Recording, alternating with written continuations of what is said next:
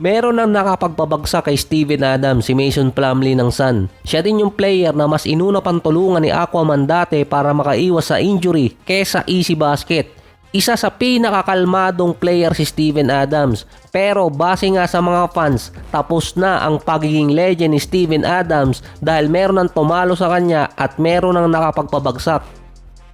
Pareho ding ejected si Plumlee at si Adams sa game dahil sa nangyari. Galit na galit pa si Plumlee kahit naawat na. Silang dalawa. Pareho ding ejected sa game si Plumlee at si Adams dahil sa nangyari. Galit na galit pa si Plumlee kahit naawat na silang dalawa. Kaso si Aquaman pangiti-ngiti na lang dahil alam niyang huli niya yung Phoenix Suns dahil mas kailangan ng Suns si Mason Plumlee kaysa mas kailangan ng Rockets si Steven Adams. Kumbaga backup na lang sa second unit si Adams kumpara kay Plumlee na malaking part siya ng second unit ng Suns. Sa last 5 games niya nag-a-average si Plumlee ng nasa 12 points at 7 rebounds per game. Nasa 25 minutes per game pa siya nun. Bago na-eject si Plumlee sa game, meron na siyang 4 points at 6 rebounds. Nasa 13 minutes na rin at malaking part din siya ng defense. Kumpara kay Steven Adams na sa last 5 games, meron siyang 5 points at 7 rebounds per game na nasa 15 minutes. Siguro naman sa math, alam na kung alin doon yung mas mataas. Pag-asa kasi ng Suns na makadikit ulit yon sa Dallas dahil natalo sa San Antonio. Pero dahil nga sa talo din ng Suns kontra sa Rockets, nanalamangan pa sila ng 17 points na si Kevin Durant mukhang nawala na ng gana na merong 19 points at 7 rebounds. Si Bill naman 25 points at si Booker nasa 19 points.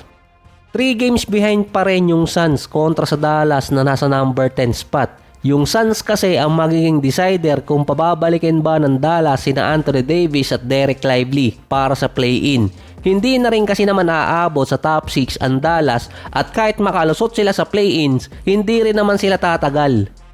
Based to sa komento ng mga analyst dahil nga sa lineup nila na merong mga injury ang player. Pinagpo-focus na nga ang Dallas noon para sa off-season kesa postseason. Kumbaga, halos ibinibigay na ng Dallas yung spot nila sa Suns. Hindi nga lang makuha ng Suns dahil natatalo pa rin. Nakuha na ng OKC yung unang spot sa playoffs after talunin yung Boston Celtics.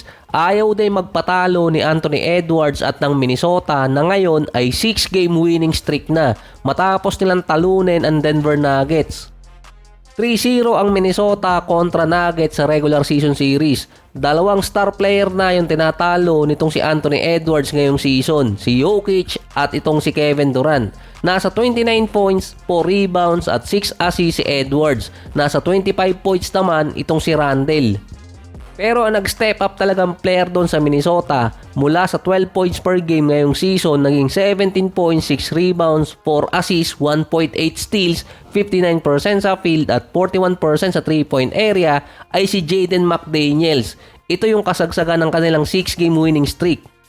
Kahit si Rudy Gobert tumaas din ang average mula 11 points per game naging 16 points per game sa last 6. Nung nakaraang buwan din nung natatalo ang Minnesota, si Edwards panay sisi sa kanyang mga ka-teammate. Pero ngayon at least nababago na.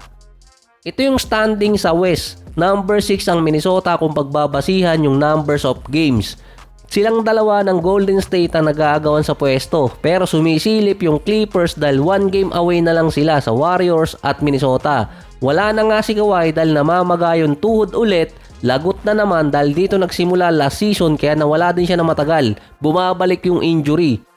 Pero tinalo pa rin ng Clippers yung Miami dahil kina James Harden at dito kay Bogdan. Pumapalag pa rin yung Clippers. 30 points, 10 rebounds at 4 3-point shot para kay Bogdan, 24 points at 11 assists naman kay Harden. Si Zubac naman naninibak pa rin, 26 points at 14 rebounds. Dumikit tuloy ang Clippers dito sa standing sa number 6 na kapag nagtabla yung tatlong team, ang advantage noon nasa Minnesota at Clippers dahil sa division ranking.